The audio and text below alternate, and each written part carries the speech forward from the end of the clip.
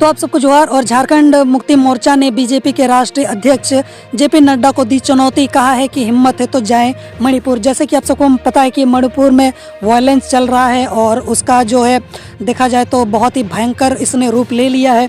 तो उसी पर यहाँ पर तंज कसते हुए यहाँ पर झारखंड मुक्ति मोर्चा के जो यहाँ पर अध्यक्ष हैं उन्होंने यहाँ पर बीजेपी के राष्ट्रीय अध्यक्ष जेपी नड्डा को यहाँ पर चुनौती दी है कि आप जाइए मणिपुर में और वहाँ पर जाकर इस तरीके की बात कीजिएगा। और यहाँ पर जेपी नड्डा ने जिस तरीके से यहाँ पर झारखंड मुक्ति मोर्चा या फिर हेमंत सरकार पर जिस तरीके से टिप्पणी की है उसी का यहाँ पर उन्होंने जवाब देते हुए कहा है। झारखंड मुक्ति मोर्चा के वरिष्ठ नेता सुप्रियो भट्टाचार्य ने बीजेपी के राष्ट्रीय अध्यक्ष जेपी नड्डा को चुनौती देते हुए कहा है कि अगर उनमें हिम्मत है तो वो मणिपुर जाएं, जहां पर उनके विधायक और मंत्री वहां की स्थानीय सरकार से इस्तीफे की मांग कर रहे हैं। अगर हिम्मत है तो हमारे महिला पहलवानों के साथ शारीरिक शोषण, यौन शोषण के आरोपी भाजपा के नेता, भाजपा के दबंग सांसद जो हैं ब्रजभूषण सिंह पर कुछ बोलें।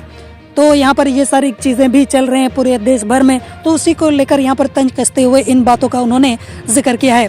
5000 लोग भी नहीं हुए हैं शामिल। पत्रकारों से बातचीत करते हुए श्री भट्टाचार्य ने कहा है कि गिरिडीह में जेपी नड्डा की सभा में 5000 लोगों का भी शामिल नहीं होना उनकी बेइज्जती है।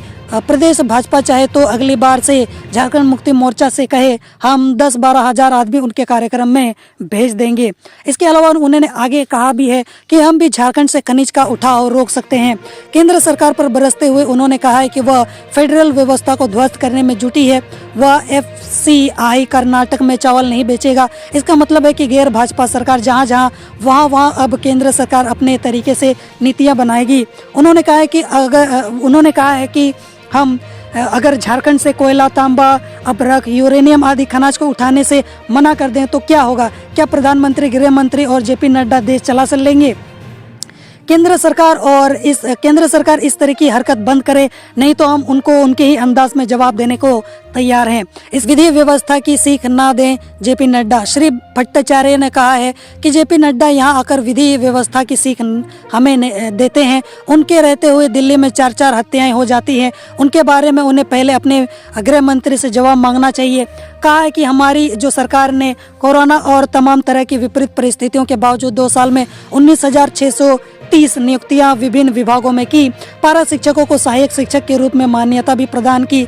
आंगनबाड़ी सेविका सहायिका को मानदेय बढ़ाया, नियमावली बनाई। बहुत जल्द JSSC के माध्यम से 21,000 के करीब नियुक्तियां होंगी। अधियाचना भी भेज दी गई हैं। यो कार्यक्रम में CM के जाने का कार्यक्रम था ही नहीं। तो इसको लेकर बहुत ही ज़्यादा यहाँ पर जो विपक्ष नेता है उन्होंने काफ़ी ज़्यादा टिप्पणी वगैरह की है, बुराई वगैरह की है। तो उसको लेकर यहाँ पर उन्होंने जवाब भी दिया है कि वहीं राष्ट्रीय उपाध्यक्ष एवं पूर्व CM रघुवर दास के उठाए गए सवाल का जवाब देते हुए श्री भट्टाचार्य ने कहा है कि उन्हें कहां से पता चल गया कि योग कार्यक्रम में CM मुख्य अतिथि थे या उन्हें वहां जाना था। उन्होंने PRD का घोषित कार्यक्रम का कागज दिखाते हुए कहा है कि इसमें कहीं भी मुख्यमंत्री का नाम नहीं है और उन्होंने ये भी कहा कि PRD का कौन अफसर यह बता दिया है कि CM का नाम इसमें लिखा हुआ है। रघुवर जी अब तो जाग जाइए, क्योंकि यहाँ अब कादो खत्म हो गया है, इसीलिए यहाँ कमल नहीं खिल सकता है।